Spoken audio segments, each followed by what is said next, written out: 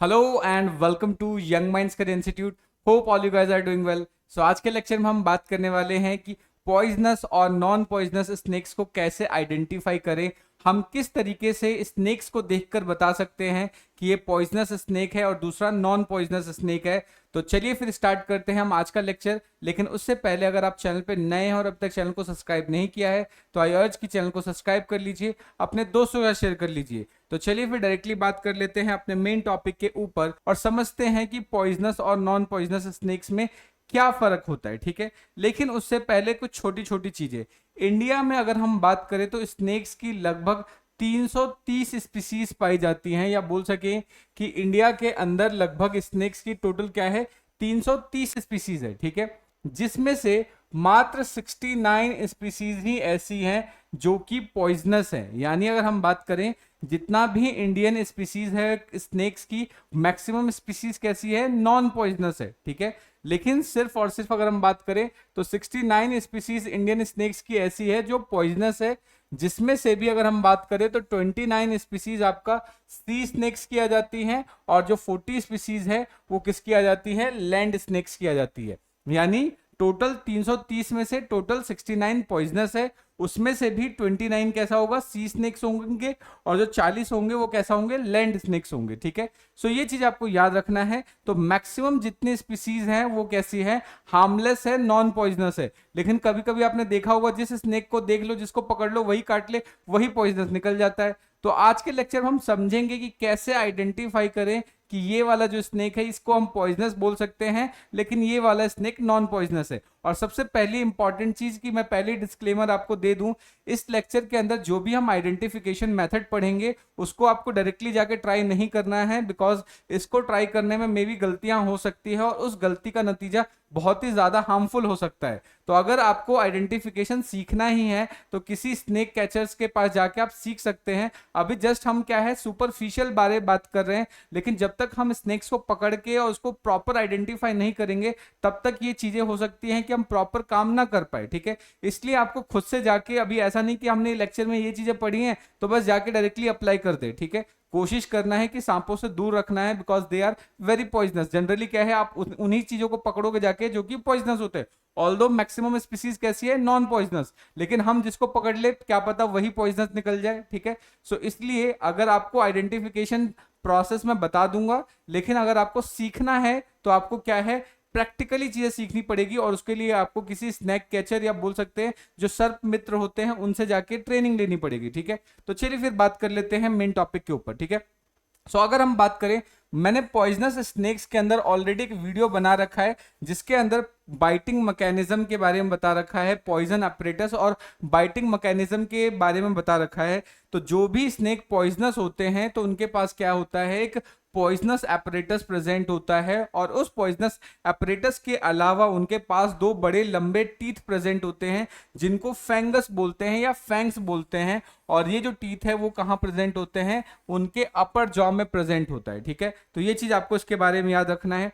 और जब भी पॉइजनस स्नेक बाइट करते हैं, यानी जब भी कोई भी पॉइजनस स्नेक काटेगा तो बेसिकली क्या करता है, वो बड़े बड़े दो लार्ज सर्कुलर पंचर्स बना देता है स्किन के अंदर। ये चीज आपको इसके बारे में याद रखनी है। ठीक है, नेक्स्ट अगर हम बात करें कि जो नॉन पॉइजनस स्नेक्स होते हैं, नॉन पॉइजनस स्नेक्स के अंदर ना तो पॉइजन एपरेटस होता है और ना ही फैंगस प्रेजेंट होते हैं, ये चीज याद रखना है। और जब भी नॉन पॉइजनस स्नेक बाइट करते हैं तो क्या है, एक छोटा सा प्रिक या छोटा सा छेद ही ओपन करके रखते हैं, ये चीज आपको याद रखना है। ठीक है, अगर हम इंडिया की बात करें तो इंडिया के अंदर अगर हम बात करें जो पॉइजनस स्पीसीज कौन कौन सी है, कोबरा हो गया, करेथ हो गया, पिट वाइपर्स हो गया, उसके अलावा वाइपर्स हो गया और सी स्नेक्स हो गए, ये सारे के सारे क्या है, इंडिया के अंदर पाए जाने वाले पॉइजनस स्नेक्स हैं। तो इनके नाम आपको पता होना चाहिए। ठीक है, अब सबसे इंपॉर्टेंट चीज है कि जनरली अब यहां पर हम स्नेक्स को आइडेंटिफाई कैसे करेंगे, किस तरीके से पहचानने की कोशिश करेंगे कि ये वाला पॉइजनस है और ये वाला नॉन पॉइजनस है। तो उसके लिए हमने कुछ बेसिकली बोल सकते हैं तरीके बना रखे हैं, और उन तरीकों में हम क्या करते हैं कि बेसिकली स्नेक्स के टेल को देखते हैं, उसके जो एब्डोमिनल या बेली स्केल्स हैं उसको चेक करते हैं, हेड के ऊपर का स्केल्स हो गया उसको चेक करते हैं, आईज के अंदर चेक करते हैं। उसके अलावा अगर हम बात करें तो जो लेबियल स्केल्स होते हैं उनको चेक करते हैं। ये सारे तरीकों के जरिए हम क्या करते हैं कि स्नेक्स को आइडेंटिफाई करते हैं कि वो पॉइजनस होंगे कि नहीं होंगे। तो वन बाय वन करके हम क्या करते हैं, सारे मेथड को चेक कर लेते हैं, ठीक है। सो ये मैंने पूरा एक चार्ट यहाँ पे बना रखा है, ये पूरा क्या है, समरी है। अभी हम क्या करेंगे, पहले समरी देख लेते हैं, फिर वन बाय वन सभी चीजों को डिटेल कर लेंगे, ठीक है। तो सबसे पहली चीज हम क्या ऑब्जर्व करेंगे, स्नेक के टेल को ऑब्जर्व करेंगे, ठीक है। अगर स्नेक का टेल बिल्कुल लेटरली कंप्रेस्ड है, या बोल सकते हैं कि एक पत्ते जैसा है, लीफी लाइक स्ट्रक्चर है, ठीक है, यानी साइड से चिपटा हुआ है और बिल्कुल फ्लैट टेल है, तो उस केस में ऐसा स्नेक कंप्लीटली पॉइजनस ही होगा। उसको आपको उससे दूर हटना है, उससे बच के भागना है, ठीक है। सो ये चीज आपको याद रखना है कि अगर टेल लेटरली कंप्रेस्ड है या टेल चपटा है तो उस केस में वो पॉइजनस होगा, ठीक है।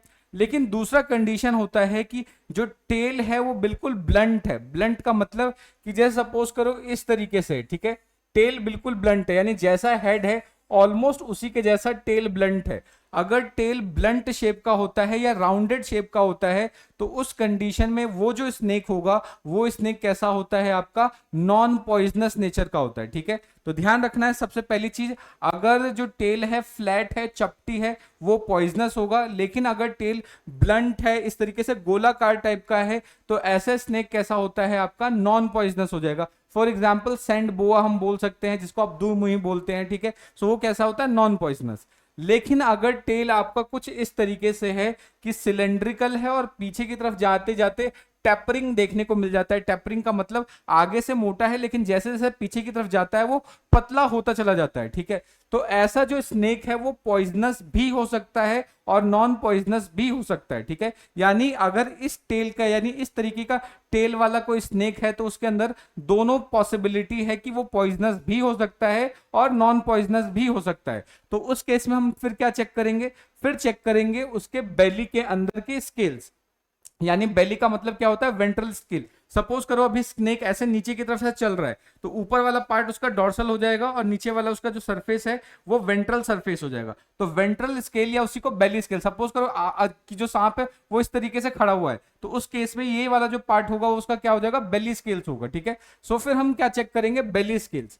अगर बेली स्केल्स के अंदर आपको छोटे छोटे कुछ इस तरीके के स्केल्स देखने को मिलते हैं, स्मॉल स्केल्स देखने को मिलेंगे, तब तो वो कैसा हो जाएगा, नॉन पॉइजनस। उसके अलावा आपको लार्ज स्केल्स देखने को मिलते हैं बट ये लार्ज स्केल कंप्लीट बेली को कवर नहीं करते, सिर्फ बीच में ही है और साइड साइड में स्मॉल स्केल्स हैं। तो उस केस में ये कैसा हो जाएगा, ये भी नॉन पॉइजनस होगा, ये भी नॉन पॉइजनस होगा और ये भी नॉन पॉइजनस होगा। लेकिन अगर जो बेली स्केल्स है वो कंप्लीट बेली को कवर करता है, यानी अगर आप इस तरीके से देख रहे हो, इस तरीके से अगर वो कंप्लीट बेली को कवर करता है तो उस केस में वो डेफिनेटली कैसा होगा, पॉइजनस होगा, ठीक है। तो ये चीज आपको उसके बारे में याद रखना है, ठीक है। उसके अलावा फिर क्या है, जब हम बेली स्केल चेक कर लेंगे उसके अलावा फिर हम हेड को चेक करते हैं, ठीक है। अगर हेड के ऊपर बहुत छोटे छोटे स्केल्स हैं और आप बोल सकते हैं लोरियल पिट एब्सेंट है। लोरियल पिट क्या होता है कि आईज और नोज के बीच में एक छोटा सा होल होता है जिसको हम पिट बोलते हैं, और ये जो पिट है थर्मो रेगुलेशन में बेसिकली क्या करता है, हेल्प करता है सांपों के अंदर, ठीक है। सो अगर सपोज करो उनका जो हेड है, हेड कैसा है, हेड के ऊपर छोटे छोटे स्केल्स प्रेजेंट है और मुंह के अंदर लेटरल जो लोरियल पिट है वो एब्सेंट है, तो उस केस में जो स्नेक होता है वो आपका पॉइजनस होता है, ये याद रखना है, ठीक है। नेक्स्ट, अब क्या है कि मान लेते हैं हेड के ऊपर जो स्केल्स है वो भी छोटे छोटे हैं, उसके अलावा लोरियल पिट भी प्रेजेंट है। स्केल्स भी क्या है, छोटे छोटे हैं और आपका लोरियल पिट भी प्रेजेंट है। तो उस केस में जो स्नेक होता है वो भी आपका पॉइजनस स्नेक ही होता है और इसका एग्जाम्पल पिट वाइपर हो सकता है, तो आप ये नाम याद रखेंगे, ठीक है। नेक्स्ट, अगर सपोज करो हेड के ऊपर बड़े बड़े स्केल्स हैं या बड़े सील्ड प्रेजेंट है तो उस केस में जो स्नेक होता है वो आपका नॉन पॉइजनस होगा, ठीक है। तो ये चीज आपको इसके बारे में याद रखना है। उसके अलावा दूसरा आइडेंटिफिकेशन क्या हो सकता है, तो दूसरा आइडेंटिफिकेशन हम करते हैं सुप्रालेबियल और इंफ्रालेबियल स्केल्स के बेसिस पे, ठीक है। तो सुप्रालेबियल और इंफ्रालेबियल क्या होता है कि सपोज करो ये स्नेक है, ठीक है, इस स्नेक के अंदर ये जो छोटे छोटे ऊपर की तरफ जो माउथ का जो ऊपर वाला पार्ट होता है उसको बोलेंगे सुप्रालेबियल, और ये जो नीचे वाला पार्ट है उसको बोलेंगे इंफ्रालेबियल। अगर थर्ड जो सुप्रालेबियल है वो बेसिकली अगर आप बात करें आईज को और पिट को, लोरियल पिट और नोज को कवर करता है या उन सभी से मिला मिला जुला होता है, तो उस केस में कैसा होगा, पॉइजनस होगा। ठीक है, ये चीज आपको याद रखना है।